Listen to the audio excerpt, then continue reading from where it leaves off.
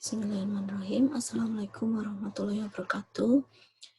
Hari ini kita akan membahas atau diskusi bareng tentang kesehatan dan keselamatan kerja atau yang sering kita sebut atau kita dengar itu namanya K3. Nah, di sini kira-kira apa aja yang akan kita bahas ya. Yang pertama adalah definisi K3 ya. Otomatis kalau kita mau belajar sesuatu, kalau kita mau tahu sesuatu pasti kita harus tahu definisinya apa, pengertiannya apa ya. Yang kedua kita bakal diskusi ruang lingkup K3. Jadi K3 ini dalamnya apa aja sih? Jadi kita harus gali dia apa aja, ngapain aja, siapa aja. Nah, di dalamnya ini ada yang namanya ruang lingkup K3. Yang ketiga adalah tujuan dari K3. Yang keempat yang akan kita bahas adalah sasaran utama keselamatan kerja, dan yang terakhir adalah keselamatan kerja dan perlindungan untuk tenaga kerja. Nah, di sini ada definisi dari kesehatan kerja. Di sini kesehatan kerja adalah suatu kondisi kesehatan yang bertujuan agar masyarakat pekerja memperoleh derajat kesehatan setinggi-tingginya, baik secara jasmani, rohani, maupun secara sosial. Nah, usaha pencegahan dan pengobatan terhadap penyakit atau gangguan kesehatan yang disebabkan oleh pekerjaan dan lingkungan kerja maupun penyakit umum. Nah, di sini kesehatan kerja berfokus pada pekerja ya. Jadi baik jasmani, tubuhnya gimana, dari head to toe ya, dari atas sampai bawah ada nggak yang mengalami kelainan ya. Terus sosialnya, ada nggak dia sama teman kerjanya musuhan ya. Terus rohaninya, ada nggak di agamanya yang bertentangan dengan pekerjaan yang sedang pekerja tersebut lakukan ya. Terus di kesehatan kerja ini juga melakukan pencegahan ya, jangan sampai terjadi pekerja sakit gara-gara bekerja selama 7 hari full 24 jam misal kayak gitu ya. Terus misal ada pekerja yang mengalami sakit, nah ini ada pengobatan terhadap sakitnya. Bisa jadi sakit yang diakibatkan karena pekerjaannya, bisa jadi penyakit umum ya, seperti kayak diare ya, migrain dan lain sebagainya. Dan seterusnya ini adalah kita bahas tentang keselamatan kerja. Definisi dari keselamatan kerja sendiri adalah keadaan terhindar dari bahaya selama melakukan pekerjaan. Dengan kata lain, keselamatan kerja merupakan salah satu faktor yang dilakukan selama bekerja. Ya, jadi selain skill ya, kita harus memperhatikan namanya keselamatan kerja. Otomatis kalau kita memperhatikan ini, pekerjaan pasti akan lancar, tidak ada yang dirugikan, baik dari diri pekerja sendiri maupun perusahaan. Bisa jadi orang yang berada di sekitar tempat kerja tersebut. Nah, ini ada unsur penunjang keselamatan kerja. Apa aja yang menunjang agar keselamatan kerja tersebut dapat terwujud? Yang pertama adalah adanya unsur keamanan dan kesehatan kerja. Kalau nggak ada unsur, kalau di perusahaan tersebut atau tempat kerja memang sudah tidak memperhatikan keselamatan kerja, otomatis ini nggak akan terwujud ya.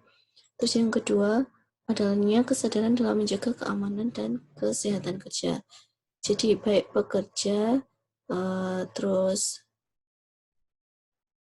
tempat kerjanya, perusahaannya, pemimpinnya harus punya kesadaran akan menjaga keamanan dan kesehatan kerja.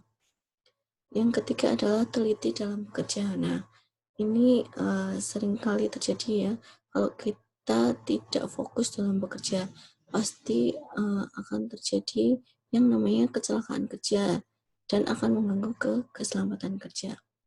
Bisa gini, kalau kita sebagai perawat tidak teliti dalam bekerja, dalam memberikan obat, harusnya dikasih ke pasien B, tapi kita memberikan ke pasien A, padahal obat tersebut termasuk ke golongan obat keras ya. Jadi yang pasien A tidak membaik malah akan menjadi buruk kalau kita tidak teliti dalam bekerja. Yang terakhir adalah melaksanakan prosedur kerja dengan memperhatikan keamanan dan kesehatan kerja. Nah ini, dalam melaksanakan prosedur kerja otomatis kita punya yang namanya SOP ya, standar operasional. Kalau kita mau menyuntik, pasti SOP-nya apa? Oh, membawa bagi, isinya apa aja. Nah, kalau kita memperhatikan ini, melaksanakan sesuai SOP, nah, otomatis keamanan dan kesehatan kerja itu pasti ada ya. Terus, nah, seperti yang saya bilang tadi, kita bahas tentang definisi dari K3. Nah, menurut WHO, K3 itu adalah suatu upaya yang bertujuan untuk meningkatkan dan memelihara derajat kesehatan fisik, mental, sosial yang setinggi-tingginya untuk bekerja di semua jenis pekerjaan. Jadi semua orang yang bekerja di tempat kerja otomatis akan memelihara kesehatannya baik jasmani, rohani maupun sosial. Semua pekerjaan baik perawat, mau dia cleaning service, mau dia operator atau customer service, pasti akan memperhatikan K3 ini. Selanjutnya ada pengertian dari John Ridley. Beliau mengatakan K3 atau kesehatan keselamatan kerja merupakan suatu kondisi dalam pekerjaan yang sehat dan aman, baik itu bagi pekerjanya, perusahaan, maupun bagi masyarakat dan lingkungan sekitar pabrik atau tempat kerja tersebut.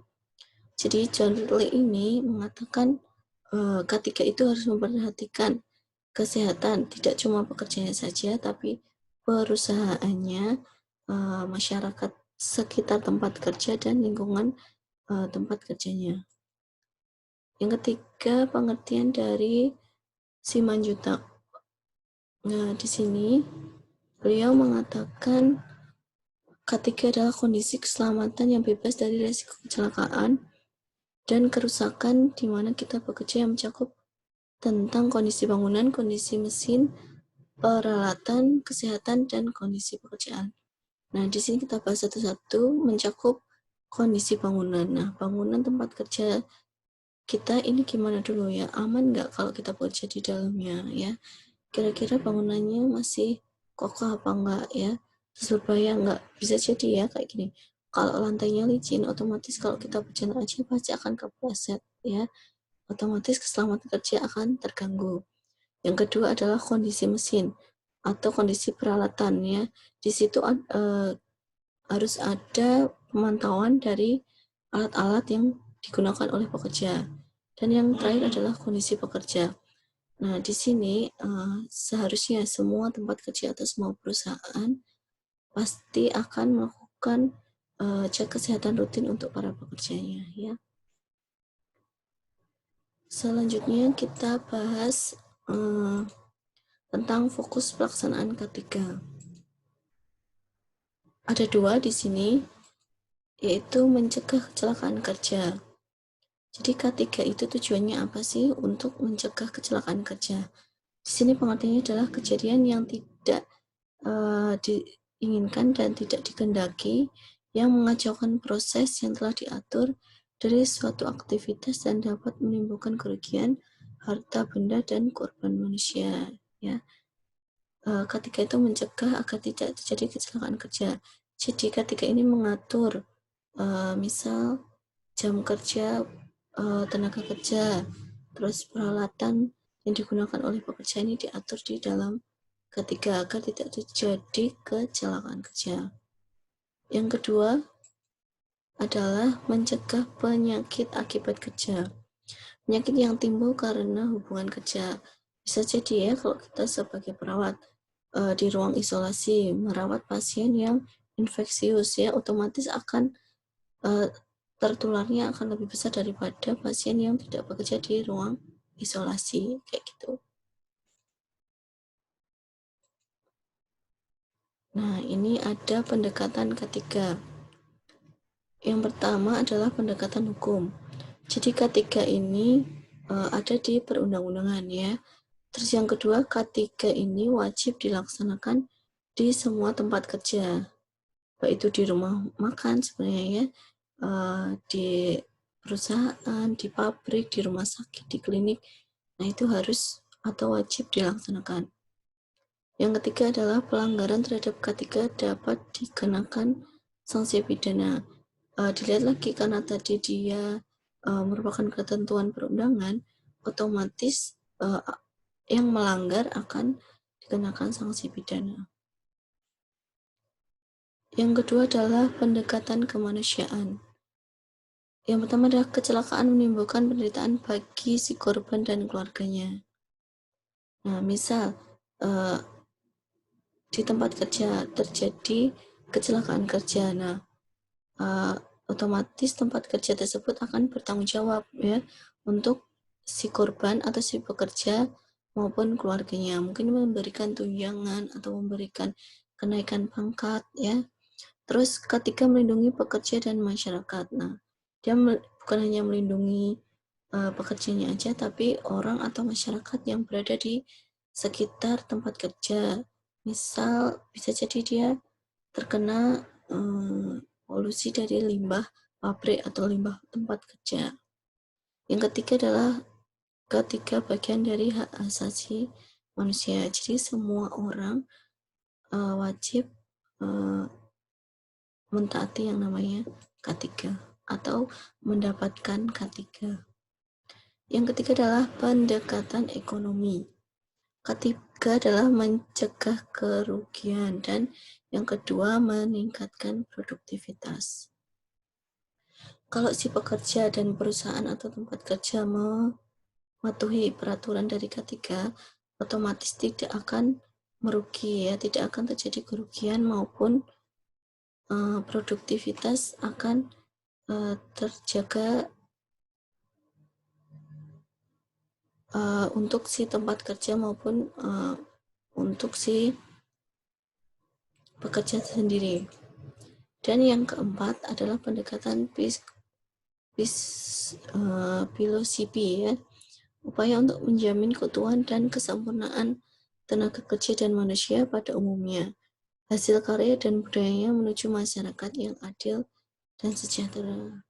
Dan yang terakhir adalah pendekatan keilmuan, yaitu suatu ilmu pengetahuan dan penerapannya dalam upaya mencegah kecelakaan, kebakaran, ledakan, pencemaran, dan penyakit.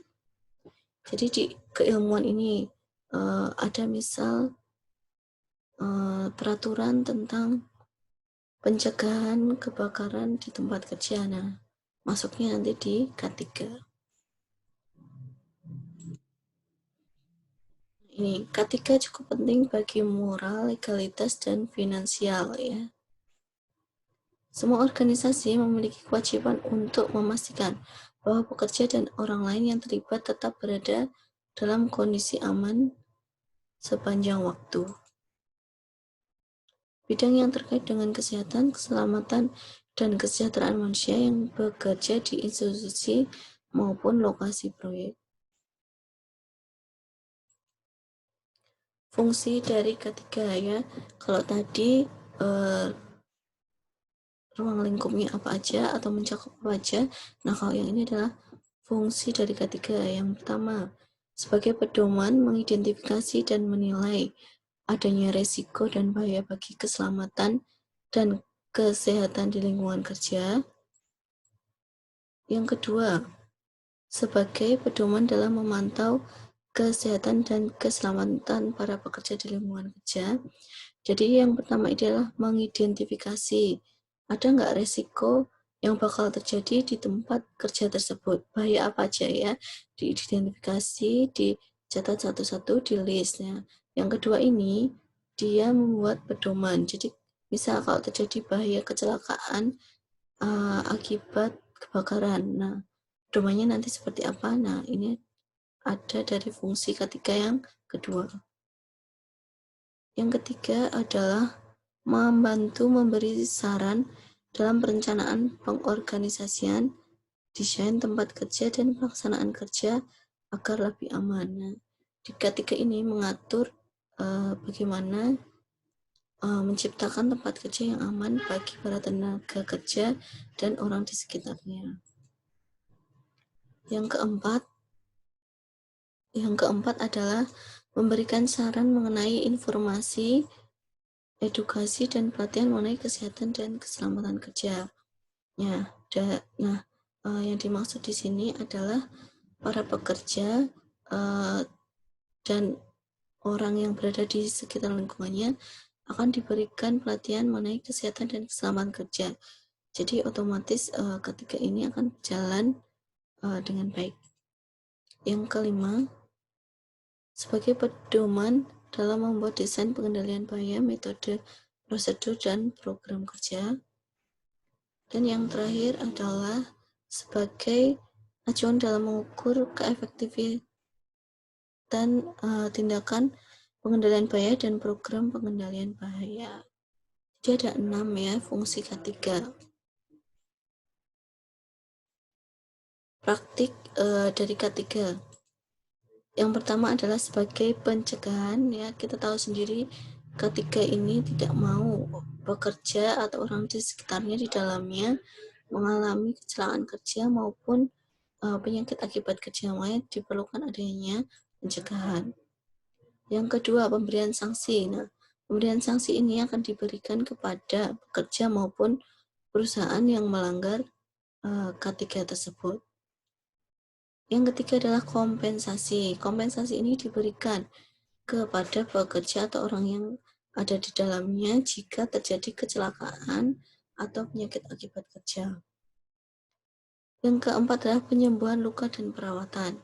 Jika ada pekerja yang mengalami penyakit akibat kerja atau kecelakaan kerja, otomatis dari tim K3 atau organisasi K3 ini akan melakukan penyembuhan luka dan perawatan sampai dengan pekerja itu normal lagi, ya, bisa bekerja lagi secara normal. Dan yang terakhir adalah perawatan kesehatan dan cuti sakit. Nah, untuk cuti sakit ini sebenarnya diatur dalam K3 ya, jadi nanti ditentukan misal dalam 1 bulan atau dalam 1 tahun boleh cuti berapa hari. Terus nanti kalau cuti sakit harus dengan keterangan dokter, seperti itu ya.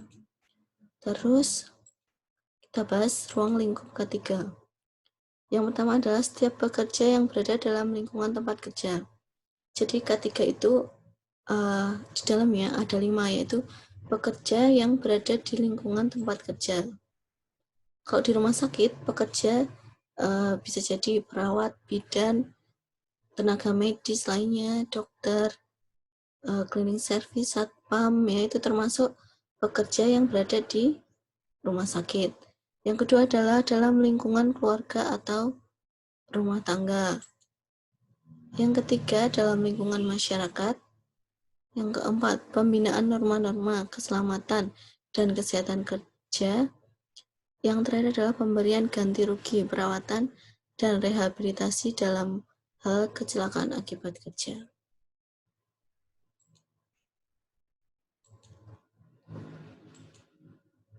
Tujuan dari K3. Yang pertama adalah melindungi dan memelihara kesehatan dan keselamatan tenaga kerja sehingga kinerjanya dapat meningkat. Kalau tenaga kerja misal sakit akibat kerja, otomatis pekerjaan yang harusnya dapat diselesaikan dalam sehari pasti tidak akan terselesaikan karena kondisinya tidak maksimal, ya. Terus yang kedua adalah menjaga dan memastikan keselamatan dan kesehatan semua orang yang berada di lingkungan kerja. Nah, menjaga dan memastikan ini berarti ke pencegahan, ya, agar aman kayak gimana, berarti lingkungan kerjanya dibuat sedemikian rupa agar tidak terjadi kecelakaan akibat kerja. Yang ketiga adalah memastikan sumber produksi terpelihara dengan baik dan dapat digunakan secara aman dan efisien. Siapa aja sasaran dari keselamatan kerja? Atau apa aja sasarannya ya? Yang pertama adalah tumbuhnya motivasi untuk bekerja sama. Yang kedua, terciptanya kondisi kerja yang tertib, aman, dan menyenangkan. Semua orang pasti akan mendapatkan tempat kerja yang seperti ini ya, tertib, aman secara jasmani, rohani maupun sosial. Yang ketiga adalah mengurangi kecelakaan di lingkungan kantor atau di tempat kerja. Yang keempat adalah tumbuhnya kesadaran akan pentingnya makna keselamatan kerja di lingkungan kantor. Dan yang terakhir, meningkatkan produktivitas kerja.